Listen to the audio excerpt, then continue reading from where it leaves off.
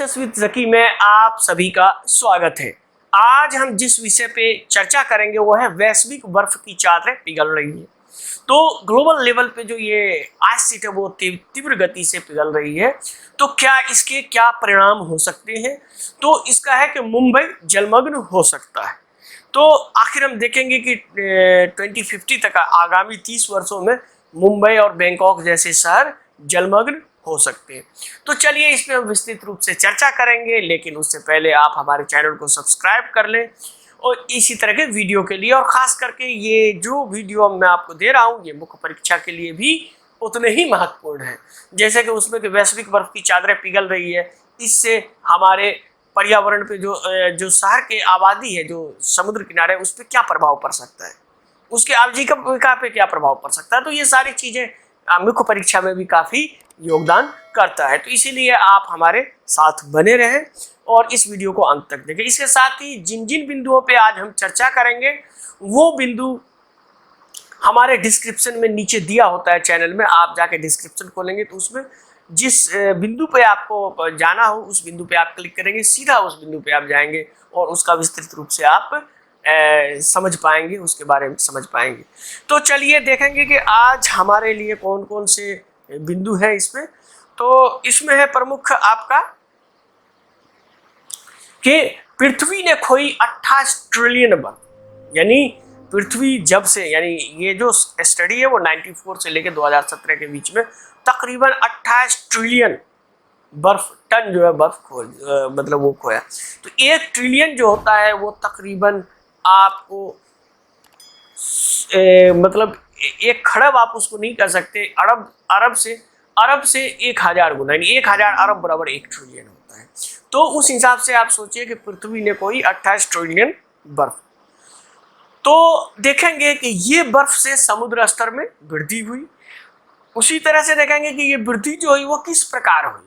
तो ये जो डेटा एकत्र किया गया है ये अपने तरह का इस प्रकार के डेटा उपयोग, यानी जो सैटेलाइट डेटा है उसका उपयोग करने वाला ये प्रथम शोध था। इसलिए काफी महत्वपूर्ण हो जाता है क्योंकि इसमें जो डेटा उपयोग किया गया, तो इससे पहले आप देखते हैं कि बर्फ पिघलने पर या तो कभी अंटार्कटिक में रिसर्च होता है, या कभी आर्कटिक में रिसर्च होता है, या कभी हिमालयन ग्लेशियर पे आपने रिसर्च देखा होगा। इंडिविजुअल डिफरेंट एरिया में होता है, लेकिन ये रिसर्च इसलिए काफी महत्वपूर्ण है कि ये संपूर्ण पृथ्वी का हुआ, यानी जहां जहां भी बर्फ की चादर है या समुद्र पे बर्फ तैर रहे हैं, ये सारे बर्फों का कलेक्शन किया गया है और उसके लिए उपग्रह डेटा का उपयोग किया गया। इसलिए ये अपने तरह का यूनिक रिसर्च है। तो ये देखेंगे। इसी के बाद हम लोग देखेंगे कि ये आर्कटिक और अंटार्कटिक दोनों जगह बर्फ की हानि हुई। तो देखेंगे हम लोग के नॉर्दर्न हेमिस्फीयर में कितना बर्फ का लॉस हुआ है, साउदर्न हेमिस्फीयर में कितना बर्फ का लॉस हुआ है, इसके बारे में भी हम लोग देखेंगे। उसके बाद हम लोग देखेंगे पिघलते बर्फ, समुद्र के बढ़ते स्तर। जो हम लोग देखते हैं कि ये बर्फ पिघला तो समुद्र का स्तर बढ़ा। तो अगर हम देखें तो ये अप्रत्यक्ष रूप से योगदान करता, प्रत्यक्ष रूप से नहीं। तो क्यों अप्रत्यक्ष रूप से करता है? प्रत्यक्ष रूप से नहीं, इसलिए नहीं कि प्रत्यक्ष रूप से जो होता है, जो पिघलता है, वो बहुत कम या नगण्य स्तर को वृद्धि करता है, लेकिन अप्रत्यक्ष क्यों महत्वपूर्ण है उस पर हम लोग चर्चा करेंगे। उसके बाद हम लोग देखेंगे अमेरिका स्थित क्लाइमेट सेंट्रल का एक अन्य अध्ययन, इसके बारे में भी देखेंगे। उसके बाद देखेंगे एक अमेरिका में एक क्लाइमेट सेंट्रल है, उसका क्या रिसर्च में योगदान है और उसने क्या चेतावनी दी है। तो इसके चेतावनी के अनुसार जो है भारत का मुंबई डूब सकता है 2050 तक। तो देखेंगे क्यों डूब सकता है, इसके साथ और कौन कौन से शहर हैं, एशिया के कितने शहर प्रभावित होंगे, इस सब पे हम चर्चा करेंगे। उसके साथ ही हम देखेंगे कि वैश्विक बर्फ की चादर जो पिघल रही है, जो आइस शीट पिघल है, उसका एनिमेशन देखेंगे हम लोग, क्या किस तरह से सैटेलाइट डेटा इकट्ठा किया, वो एनिमेशन हम लोग देखेंगे। तो ये सारी चीजें, और फिर फाइनली हम लोग यूपीएससी के लिए प्रश्न, जो ऑब्जेक्टिव प्रश्न होगा वो देखेंगे। उसके बाद ही हम लोग पिछले प्रश्न का उत्तर, जो पिछले हमने प्रश्न पूछा है उसका उत्तर आपको दिया जाएगा। तो चलिए इस सब के लिए आप हमारे चैनल को जरूर सब्सक्राइब करें और इसे अपने दोस्तों में शेयर करें, सभी ग्रुप में शेयर करें, ताकि हमारे सब्सक्रिप्शन की गति बढ़े। क्योंकि जैसे ही हम बता रहे हैं आपको कि हमारा कोई फंडिंग सपोर्ट वगैरह नहीं है, तो ये मैं खुद अपने इनिशिएशन से कर रहा हूँ, आप छात्रों के लिए कर रहा हूँ। आप छात्र कितनी जगह कितनी फीस देते हैं आप जानते हैं।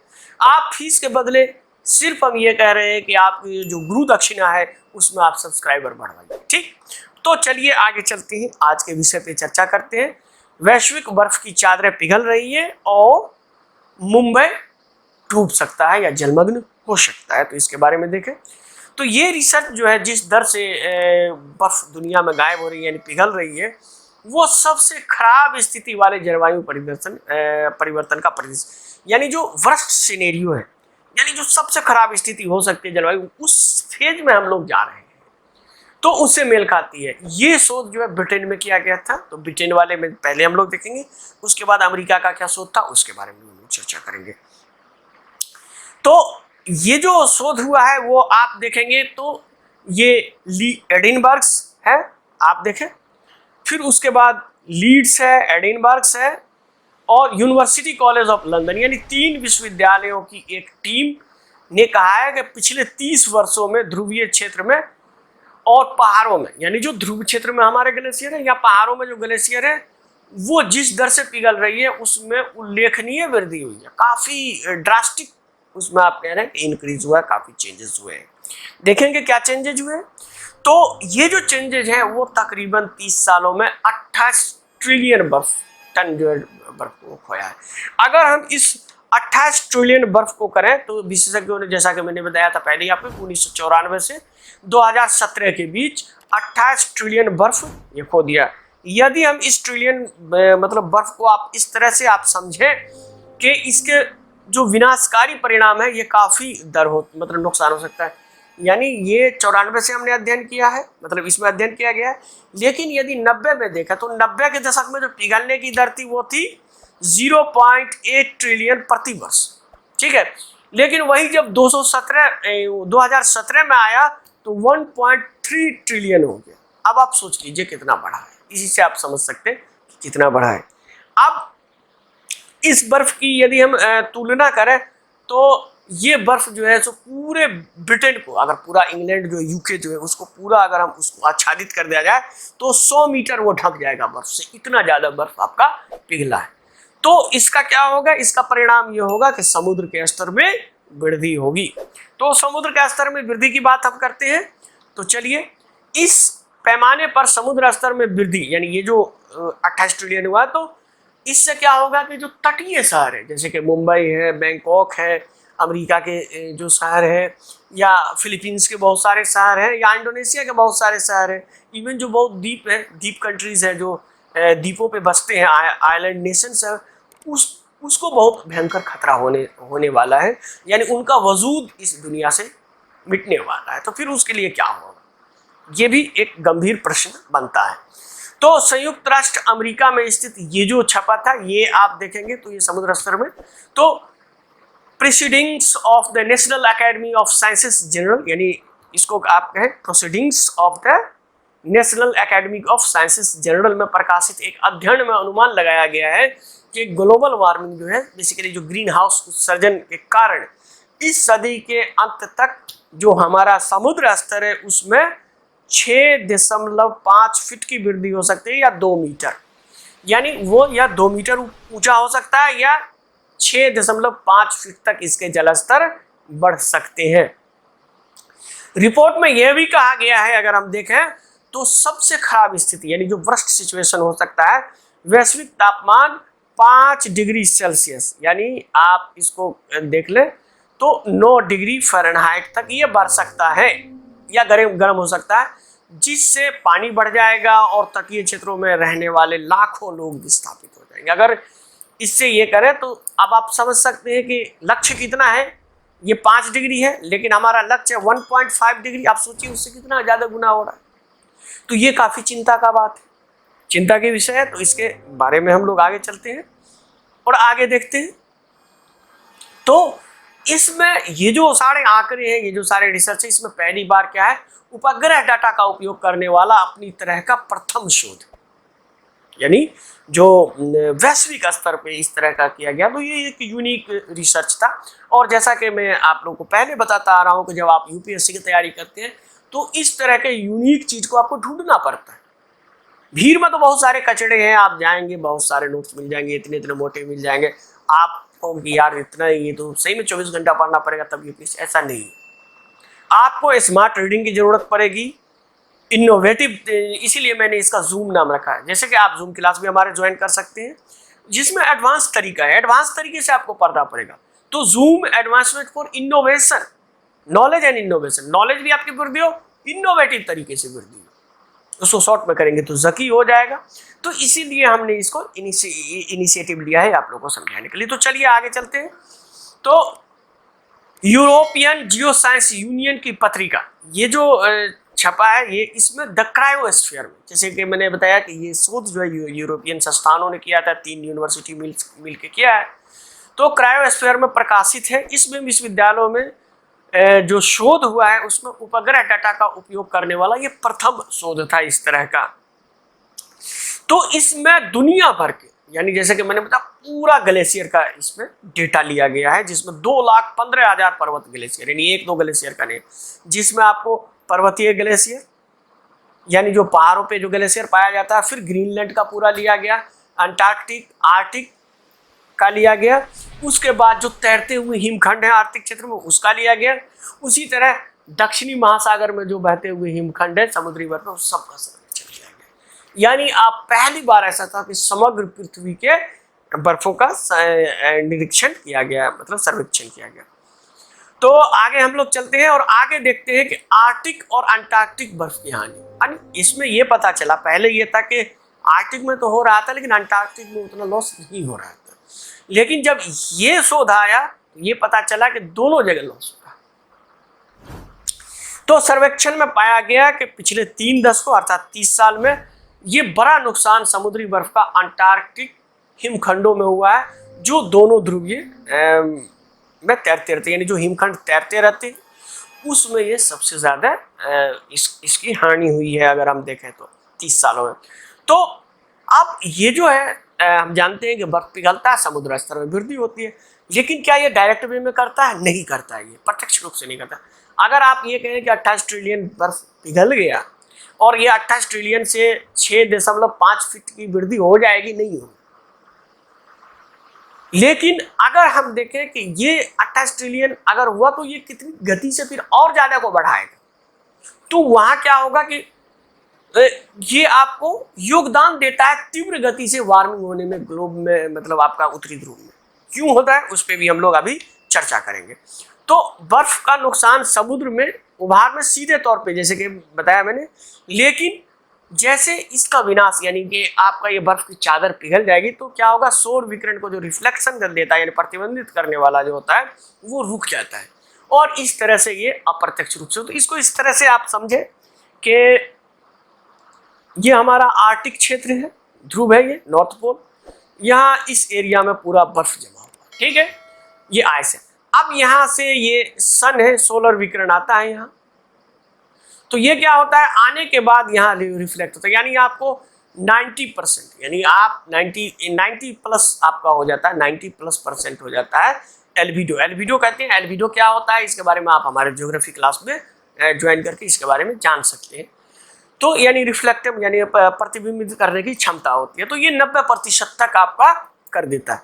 तो अब समझिए कि यहाँ आपका हीट जो था वो अवशोषित नहीं हुआ, चूंकि 90% पर सिर्फ 10% ही अवशोषित कर पाया, तो उतनी तेजी से गर्म नहीं होगा। लेकिन अगर यही इस एरिया में यहाँ से यहाँ हो गया पिघल, अब क्या बन गया, ये समुद्र का जल बन गया, समुद्री जल। अब समुद्री जल की एल्बिडो क्या है, 60 से 65% है। इसका मतलब ये हो गया कि आपका 35 से 40% सोलर विकिरण इसमें एब्जॉर्ब हो गया। अब आप समझिए 10% था तो कम गर्म हो रहा था, अब 40 से 45 है तो वो तेजी से गर्म होगा, और जब तेजी से गर्म होगा तो और ज्यादा फिर तेजी से ये पिघलेगा, और इस तरह धीरे धीरे समाप्त हो जाएगा, जो हमारे पृथ्वी के लिए काफी कैटास्ट्रोफिक यानी काफी विपत्ति का एक परिचायक होगा। तो ये सब, तो इसीलिए ये क्या है, डायरेक्ट वे में नहीं करता है, इनडायरेक्ट वे में करता है। और इनडायरेक्ट यही वजह है कि आप देख रहे हैं कि बोरेल फॉरेस्ट यानी जो आपका टुंड्रा के तरफ फॉरेस्ट है उसमें आग लग रहा है। आप देखते हैं कि जो है सो उत्तरी ध्रुव में तेजी से गर्मी बढ़ रही है, आप देखते हैं कि फ्रांस और यूरोप में काफ़ी तेज़ी से गर्मी, जहाँ कभी 25-26 डिग्री से ज़्यादा नहीं होता, वहाँ 30-35 डिग्री तक चला जा रहा है। क्यों जा रहा है? इस पे भी आपको प्रश्न मुख्य परीक्षा में पूछ सकता है, लेकिन चलिए इसको हम साथ ही साथ लेते हुए चलते हैं। आपका पीटी तो होगा ही होगा, मुख्य परीक्षा में भी आपके ज्ञान में अवश्य वृद्धि होगी। तो चलिए आगे चलते हैं। तो जैसे जैसे समुद्री बर्फ सिकुड़ती है, महासागरों में वायुमंडल द्वारा अधिक सौर विकिरण ऊर्जा अवशोषित की जाती है, जो मैंने समझाया था वही यहाँ लिखा हुआ, जिससे आर्कटिक पृथ्वी की तुलना में अन्य जगहों की तुलना में काफी तीव्र गति से हो रहा है। सपोज कीजिए आप एक डिजर्ट क्षेत्र में है, तो डिजर्ट में जितना वो हो रहा है वो डिजर्ट तो डिजर्ट ही है, वहाँ लगातार एल्बिडो सेम ही होता है, चेंज नहीं होता। लेकिन आर्कटिक क्षेत्र में चेंज हो रहा है, तो वो डिजर्ट जितना गर्म होता था उतना ही गर्म हो, लेकिन आर्कटिक क्षेत्र जैसे ही परिवर्तित होगा उसकी गर्मी तेजी से बढ़ेगी, तो इसीलिए ध्रुव तेजी से गर्म हो रहा है। आगे चलते हैं हम लोग, देखते हैं अमेरिका स्थित क्लाइमेट सेंट्रल का एक अन्य अध्ययन। तो एक तो ये जो हमने देखा कि ये यूरोप वालों ने किया था, अब अमेरिका वालों ने किया, इसके बारे में भी देख लें हम लोग कि क्या किया इन्होंने। तो अमेरिका स्थित क्लाइमेट सेंट्रल द्वारा 2019 में ये रिसर्च प्रकाशित की गई थी। उसमें कहा गया था कि 2050 यानी आने वाले 30 वर्षों में विनाशकारी बाढ़ से प्रभावित हो सकते हैं, यानी बहुत सारे शहर जो है वो डूब सकते हैं, बाढ़ आ सकता है या समुद्र में विलीन हो सकते हैं। तो पहले के अनुमान, यानी जो इससे पहले यानी 2019 से पहले जो भी अनुमान लगाया जा रहा था कि इस गति से बर्फ पिघल रहा है, उससे करीब 3 गुना अधिक ज़्यादा मतलब तेजी से हो रहा है, ये महत्वपूर्ण था। उसी तरह से ये अगर हम देखेंगे तो ये तो 30 करोड़ लोग आप देखेंगे कि इस 30 साल में विस्थापित हो सकते हैं, लेकिन अगर हम 21 साल तक देखें यानी 50 साल और उसमें हम जोड़ दें तो 63 करोड़ यानी 630 मिलियन तक ये आबादी की मतलब पहुंच सकती है। तो ये काफ़ी बड़ी आबादी है, तो 63 करोड़, और ये काफ़ी संकट में पड़ सकते हैं। तो इसमें संकट में हमारा मुंबई भी, भारत का मुंबई भी है, और मुंबई आपका जलमग्न हो सकता है, तो इसीलिए भारत के लिए भी ये चिंता का विषय है। तो अध्ययन में चेतावनी दी गई है कि भारत के मुंबई, चीन के शंघाई, जैसे कि मैंने बताया आपको, भारत के मुंबई, चीन के शंघाई और थाईलैंड का बैंकॉक जैसे प्रमुख तटीय शहर अगले 30 वर्षों में जलमग्न हो सकते हैं। यानी आप समझिए कि जो मुंबई है उसका अधिकांश हिस्सा आपका जलमग्न हो सकता है यदि इसी गति से बढ़ता रहे, यदि हमने क्लाइमेट का एडाप्टेशन नहीं किया, यदि हम इसी तरह से फॉसिल्स फ्यूल करते गए, टेंडर देते गए कोयला वाले को, इसी तरह से हम लोग पूरा यूज करते ही गए फॉसिल्स फ्यूल को, तो फिर इस कैटास्ट्रोफे को रोकना नामुमकिन। जो 1.5 डिग्री का रहे वो नहीं, इस अध्ययन के मुताबिक 5 डिग्री सेल्सियस तक बढ़ सकता है टेम्परेचर। तो चलिए, शोध में कहा गया है कि समुद्र से बढ़ते अनुमानित पानी आप देखेंगे तो ये जो अनुमानित होगा इसमें केवल 237 मिलियन लोग अकेले एशिया में प्रभावित होंगे इस 30 वर्षों में, यानी कि 23 करोड़ 70 लाख लोग। तो ये काफी महत्वपूर्ण आंकड़े है। तो चलिए आगे हम लोग चलते हैं, और आगे जैसा कि मैंने बताया एनिमेशन देखते हैं। तो एनिमेशन में यही डेटा है उसको बताया गया है, ताकि आपका एक रिवीजन भी हो जाता है, और एनिमेशन से आपके ब्रेन में क्या है कि वो चला जाता है, रटने की जरूरत आपको नहीं पड़ती है, फिर आप भूलते नहीं है। तो चलिए ये देखिए, ये जो रिपोर्ट है, ये रिपोर्ट है ग्लोबल हीटिंग इज काउजिंग, जो ये हो रहा है इरिवर्सिबल डैमेज, यानी ये अपरिवर्तनीय नुकसान हो रहा है, इसको आप भरपाई नहीं कर सकते अगर आपने अभी सचेत न हुए तो इसी में जैसे कि मैंने बताया 28 ट्रिलियन जो आय से वो होगा, और इसमें जैसा कि मैंने बताया था जिसमें नॉर्दर्न हेमिस्फीयर में आपका 60% और जो साउदर्न हेमिस्फीयर में 40%, ये भी हमेशा याद रखिएगा 40% होगा।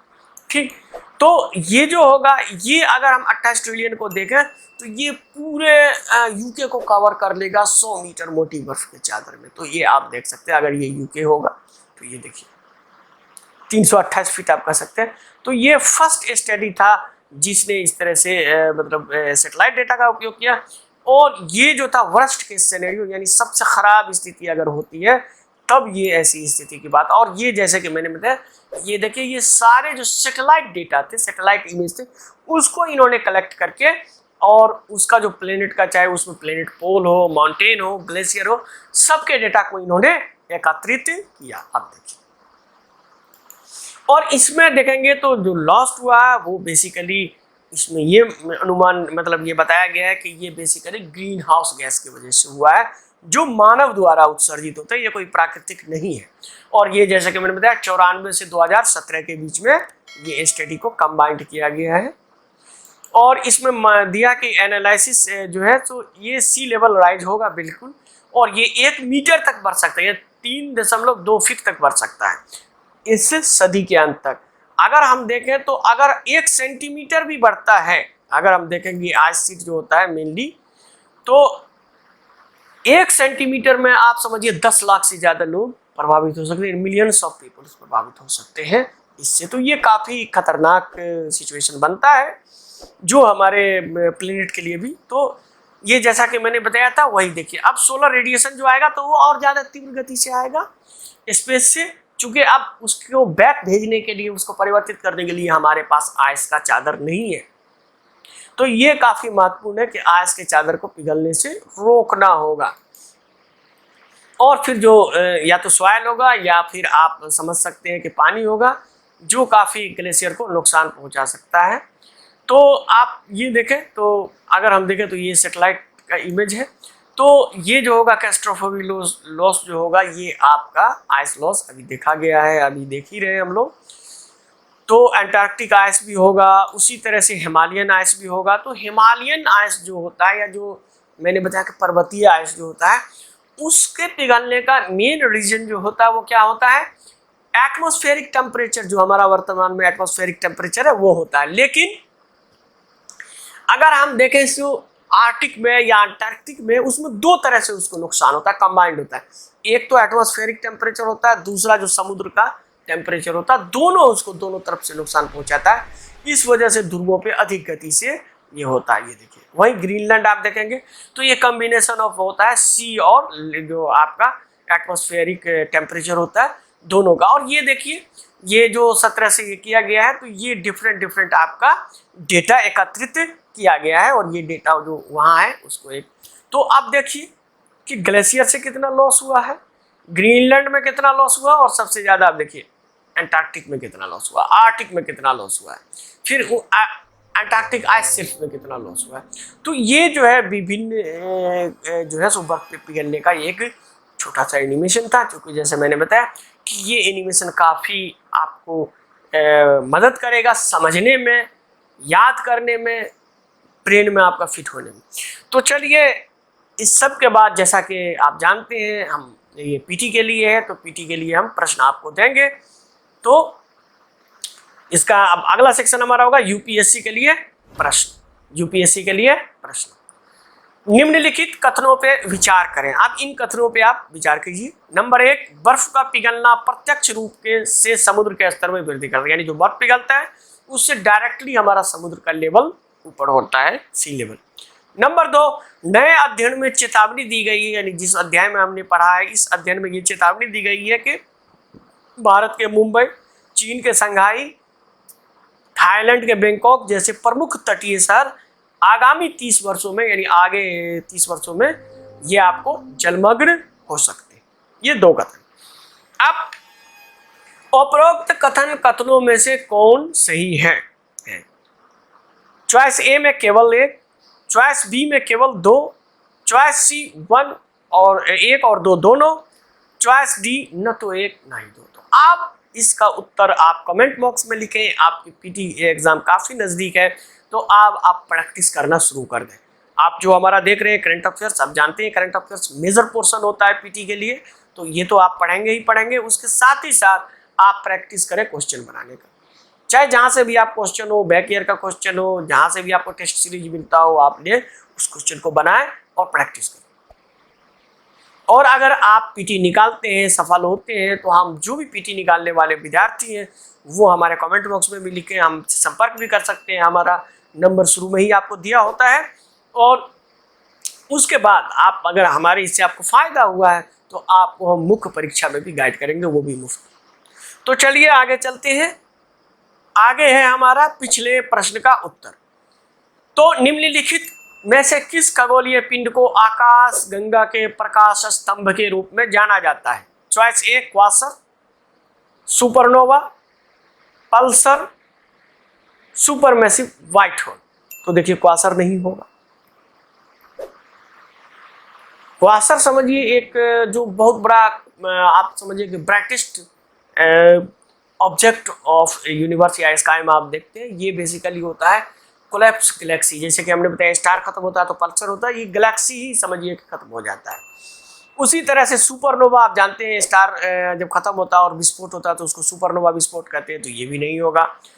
तो इसका आंसर होगा आपका पल्सर। जैसा कि मैंने बताया था, पल्सर के बारे में भी बताया था आपको, इप्टा के बारे में बताया था, इंटरनेशनल टाइमिंग पल्सर एरी के बारे में बताया था, इंटरनेशनल पल्सर टाइम एरी के बारे में आपको बताया था कि किस तरह से यूरोप, अमेरिका और ऑस्ट्रेलिया का ये है। उसी तरह से supermassive white whole, supermassive white whole भी गलत है, ये नहीं होगा। अब ये सुपरमैसिव व्हाइट होल क्या होता है, वार्म होल थ्योरी क्या है, ब्लैक होल और व्हाइट होल के बीच में क्या है, ये सारी चीज़ों को जानने के लिए आप हमारे चैनल सब्सक्राइब करें, विस्तृत रूप से आप इसको समझ सकते हैं। और भी अगर आप अच्छे तरह से जानना चाहें तो आप हमसे कांटेक्ट कर सकते हैं, आप हमारे क्लास ज्वाइन कर सकते हैं। तो चलिए, तो इसका उत्तर हो गया आपका सी। इसका उत्तर आपका यहाँ हो गया आपको। तो चलिए, ये था हमारा वैश्विक बर्फ की पिघलती चादरें या पिघल रही हैं जो चादरें, तो क्या मुंबई जलमग्न हो जाएगा? तो हाँ, बिल्कुल हो सकता है, लेकिन इसके लिए शर्त ये है कि अगर अभी से हम सचेत हो जाएं, तो अभी 20 हुआ है, अभी हमारे साथ 10 साल का और टाइम, मतलब 30 साल का टाइम। तो अगर इस 30 साल में हम अपना ग्रीन इकोनॉमी तैयार करें, हम सोलर एनर्जी यूज करें, हम hydrogen, green hydrogen energy use करें। यार ग्रीन हाइड्रोजन किसको कहते हैं, हाइड्रोजन, ब्राउन हाइड्रोजन क्या होता है, ब्लू हाइड्रोजन क्या होता है, अगर इस सबको जानना हो तो आप हमारे चैनल सब्सक्राइब करें। ये इंग्लिश में वीडियो आ चुका है, हम आपको इंडिया के जो हाइड्रोजन मिशन है उसके बारे में बताएंगे इसी 45 वीडियो में।